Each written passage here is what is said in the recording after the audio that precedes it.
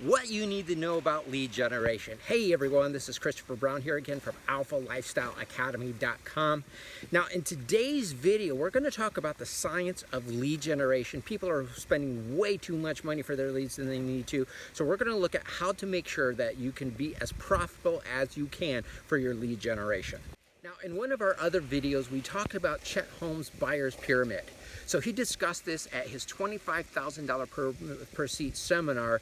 And again, this buyer's pyramid. So first of all, you start off with 3% of the population who is ready to buy anything at any given time. There's also about 7% of the population who is thinking about it. Another 30% of the population, they're not really thinking about it.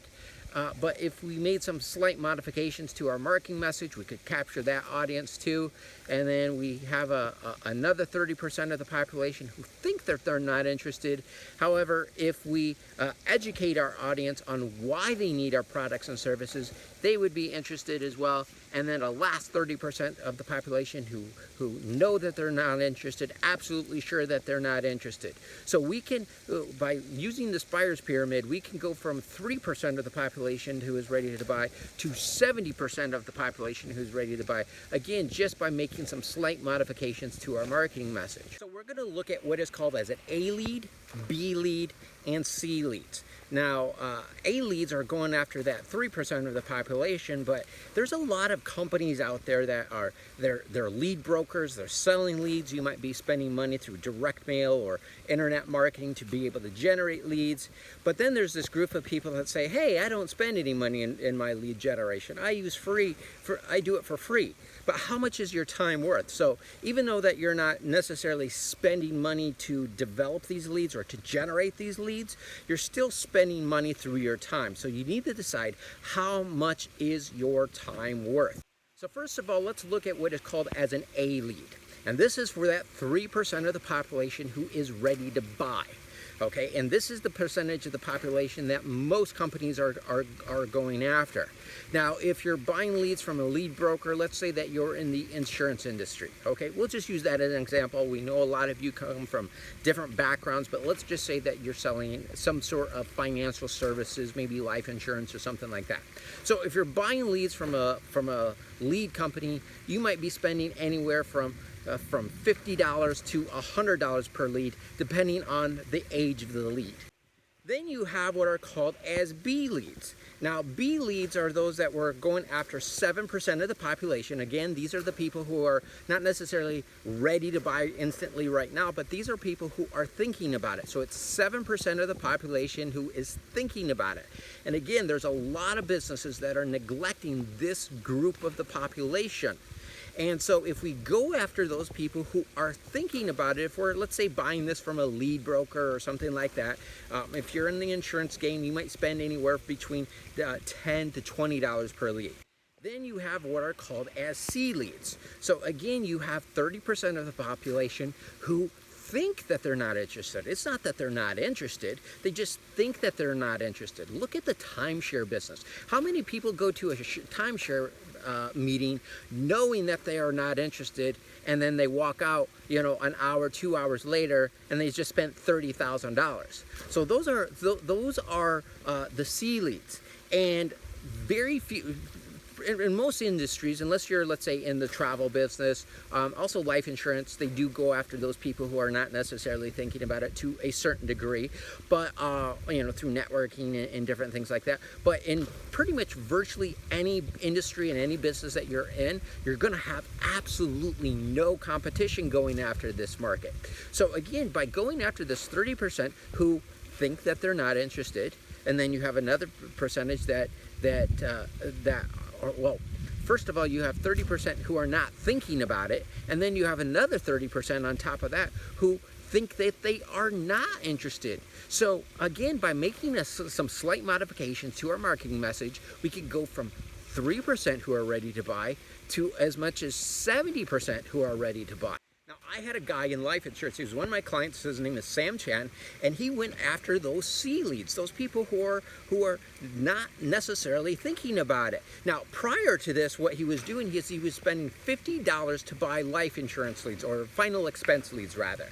And so what he started doing is once he would sell somebody, he'd go across their street and said, hey, I'm giving you a free dinner and a movie, or a $25 free dinner to a number of restaurants in the local area, and it's in behalf of your neighbor. And I need to come in a couple of minutes and you know, get some details from you. Well, then he'd start having this conversation about their needs and asking them some questions, and he was selling about 30% of those leads. So he was to give away the free dinner and movie. We had a special arrangement going on, and he was spending about $5 to give them a $25 restaurants.com gift certificate, okay?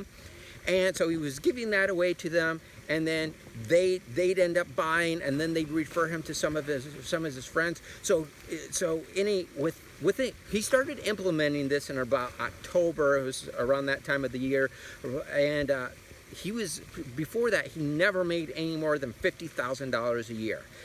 And by making this slight little modification, by changing his marketing message, he was able to make over $100,000 in that year during the last 4 months of the year. Now, if you're a little confused on this, we have a playlist called the $1 Billion Blueprint. And so if you know a little bit about my background, is that I was hired as a business strategist for a $400 million marketing firm, many times working with multi-billion-dollar companies, from Ancestries.com to Crate Trucking, working with executives from Procter & Gamble, Victoria's Secrets, and companies like that. So we've created a playlist, and you'll find this if you're watching this on YouTube on the right-hand side of the YouTube video, and that way you can go ahead and check out some of these ideas and some of these things that I learned working with multi-billion-dollar companies. Now, before we go, let me explain one last thing and how you might do this. Let's say that you're selling carpet cleaning. We'll just use this as an example. Now, if I was to ask you, how many people are interested in getting their carpets cleaned? You know, only about 3%. Maybe, again, there's about 7% of the population who are thinking about it. But again, what we want to do is we want to make a slight modification to our marketing message to be able to capture that audience as well. So the way that we have done this is we've turned carpet cleaning into a health product. So we show, you know, when you have the way that your carpets work, they basically work as an air filter.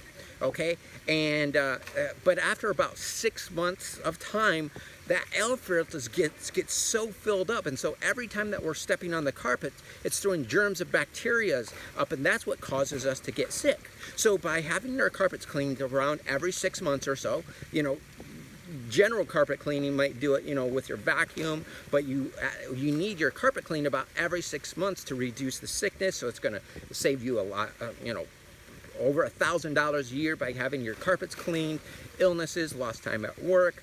And so what we've done is we've made some slight modifications to our marketing message into turning our carpet cleaning product into a health product. So that's what I mean by making some slight modifications to our marketing message, and that way you can jump from 3% who is ready to buy to 30% who is ready to buy.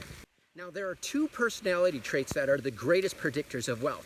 So I want to invite you to take our performance-based personality test to see if you do have these 2 personality traits. And if you don't worry about it, because we'll walk you through on how to develop these traits. So you'll find a link for that in the playlist on the right-hand side of this video if you're watching this on YouTube, or if you're or you can also check it out in the resources section, maybe if you're watching this on Facebook or anywhere else. So you're going to take a performance-based personality test to see if you have the 2 personality traits that are the greatest predictors of wealth, but you're also going to get access to our video series, How to Optimize Your Brain to Make More Money. And then as well, I also invited you to check out our $1 Billion Blueprint, to check out what I learned working with multi-billion-dollar companies and how you can apply these same principles into your business to have an unfair advantage over your competition. But I had a blast recording this video for you here today. Take care, everyone. Have a great day. We'll see you in our next video. Bye-bye now.